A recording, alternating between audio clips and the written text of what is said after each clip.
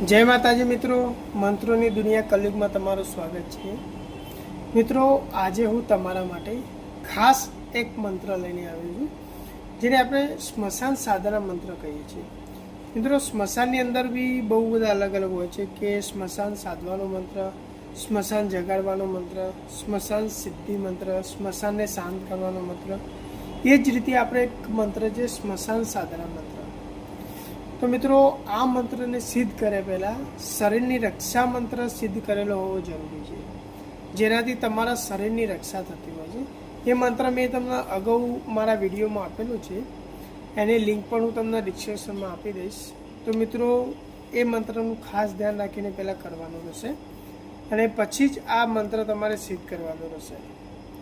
तो मित्रों, बहु समय आपणे नहीं बगाड़ीए, मंत्र जोईए, पण ए पहला हूँ तमने जणावी दऊं के मशान साधनानी जे विधि है ये घणीवार आपणे एक दिवस में थती होय, घणीवार 2 दिवस में थती होय अने घणीवार एवुं थतुं होय के 27 થી 41 दिवस पण थई जता होय छे। तो आ विधि ए दिवस मैक्सिमम एमां तमारे 41 थता होय छे के घणीवार समय संजोग एवुं बने के तमारे 1 થી 2 दिवस में बी आ विधि सिद्ध थई जती होय छे अने सिद्ध कई रीतना थाय ए बी तमने जाण थई जाय छे।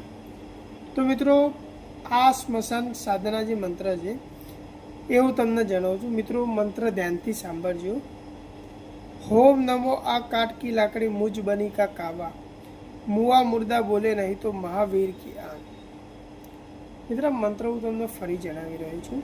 होम नमो आ काट की लाकड़ी मुझ बनी का कावा, मुआ मुर्दा बोले नहीं तो महावीर की आन। मित्रों, मंत्र बस आटलो ज छे। तो आ मंत्र मित्रों तमारे आने पहला याद करी लेवानुं रहेशे अने आ मंत्रने तमारे पहला जाप करवाना रहेशे। એટલે કે જો તમે ઘરે તમારી જે માતાજી હોય છે એની સામે તમે 10,000 જાપ કરો છો તો સૌથી બેસ્ટ છે અને એ પણ શક્યતા છે કે તમે સ્મશાન એક જ દિવસમાં સિદ્ધ કરી શકો છો, યા તો પછી તમે સ્મશાનમાં જઈને પણ આ મંત્રનો જાપ કરી શકો છો। મિત્રો, મંત્ર જાપ કર્યા પહેલાં હું તમને જણાવી દઉં કે આપણે કઈ કઈ વસ્તુઓ જોડે લઈ જવાની હોય છે।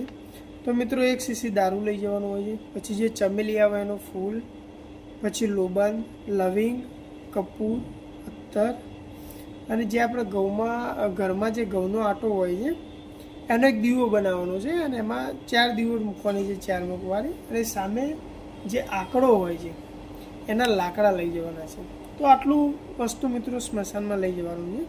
અને જે આ વિધિ છે આપણે જે અમાવસ્યા હોય છે એના રાત્રે 12 વાગ્યાથી આપણા વિધિની શરૂઆત કરવાની હોય છે, પણ તે માટે આપણે દિવસે પહેલાં સ્મશાનમાં જવું અને સ્મશાનમાં જઈને જે આત્મા હોય છે એને આમંત્રણ કરવાની હોય છે। એમને ત્યાં જઈને આપણે એવું કહેવાનું કે હું આજ રાત્રે આવીશ અને તમારા બધા માટે હું ભોજન લાવવાનો છું, મતલબ તો તમે સૌ રાત્રે આવજો। આ રીતના કહી અને આપણે ત્યાંથી નીકળી જવાનું। પછી રાતના 12 વાગે ત્યારે આપણે એ પહેલાં સ્મશાનમાં જતું રહેવાનું અને ત્યાં સારી એવી જગ્યા જોઈ અને બેસવાનું।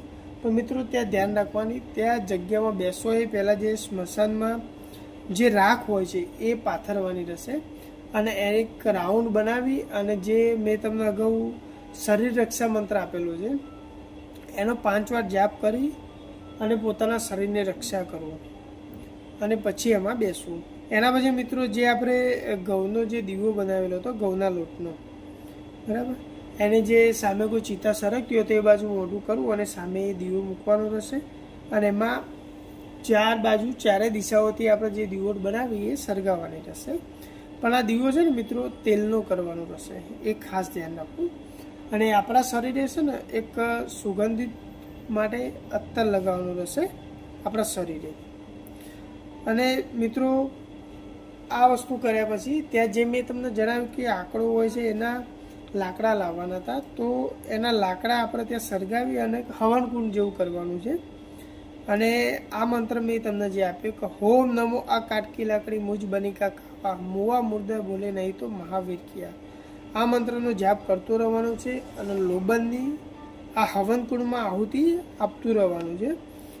અને એ વખતે મિત્રો આ જાપ કરે ત્યારે જે આપણે લવિંગ લાવ્યા હતા એ લવિંગ પણ આપણે ત્યાં અંદર ભેટ ચડાવવાના છે અને દારૂનું શીશું જે આપણે લાવ્યા હતા એ પણ આપણે અંદર ભોગ ચડાવવાનો છે. જે ચમેલીનું ફૂલ હતું એ દીવાની બાજુમાં આપણે ચડાવવાનું રહેશે મિત્રો, બરાબર. અને એ પછી હું તમને જણાવું કે આ વિધિ તમે કરશો તો એ તમારે એક દિવસમાં સ્મશાન જાગૃત થઈ શકે છે, 2 દિવસ થાય, યા તો 3 દિવસ, 27 દિવસ, 41 દિવસ, જ્યાં સુધી ના થાય ત્યાં સુધી તમારા વસ્તુ કરતું રહેવાનું છે. તમને કઈ રીતના ખબર પડશે કે સ્મશાન જાગૃત થઈ ગયું? તો એના માટે મિત્રો આપણે ખાસ વસ્તુ છે કે જ્યારે તમે આ વસ્તુ કરશો, મંત્ર જાપ કરશો, ત્યારે જો આજુબાજુથી તમને આત્માઓ જે હોય છે એમનો રડવાનો કે હાહાકાર કે કોલાહલનો કંઈક અજીબ અજીબ તમને અવાજ લાગે તો સમજી જવું કે સ્મશાન તમારું સાધના સિદ્ધ થઈ ગઈ છે. અને આ મિત્ર તમે જ્યારે આત્મા એ આવતી હોય છે તો તમારે ઘણીવાર સામે આવતી હોય છે, ઘણીવાર સામે નથી આવતી. તો આવા સમય છે મિત્રો નિરાશ નહીં થવાનું. ઘણીવાર કેવું હોય છે કે તમારી સામે દેખાતી હોય ને તમને અવાજ સંભળાતો હોય, ઘણીવાર કેવું હોય તમને સામે ના દેખાતી હોય ને અવાજ સંભળાતો હોય. તો મિત્રો સામે ના દેખાય તો કોઈ પણ જાતની મુશ્કેલી કે મૂંઝવણ રાખવી નહીં. અને સ્મશાન જાગૃત થાય તો મિત્રો આપણે પોતાના સ્થાન જે રાઉન્ડ કર્યું હતું એના પરથી ઊભું થઈ જવાનું રહેશે અને એના પછી આપણે એમને કામ બતાવવાનું કે જેથી એ આપણું કામ કરે અને એમને જે જોઈએ, મતલબ કે જે ભેટ કેવી જોઈતી હોય એ આપણે બીજા દિવસે એમને આપવાનું રહેશે અને આ રીતના એ કાર્ય આપણું પૂરું કરતા હોઈએ. મિત્રો બીજી વસ્તુ ખાસ ધ્યાન રાખજો કે સ્મશાન જ્યારે તમે જાગૃત કરો છો તો એને શાંત કરવું પણ બી જરૂરી છે. જ્યાં સુધી સ્મશાન શાંત ના થાય તો અવનવી તમને મુશ્કેલી આવશે. એટલે ખાસ વસ્તુ ધ્યાન રાખજો મિત્રો, સ્મશાન તમે જાગૃત કરો એ સમયે સ્મશાન શાંત કરવાનો મંત્ર પણ તમારે યાદ હોવો જોઈએ અને એની સાધના તમારે જોડે કરવાની રહેશે. તો મિત્રો આ પ્રમાણે મેં તમને સ્મશાન સાધના કરવાનો મંત્ર એક મેં તમને આપ્યો છે.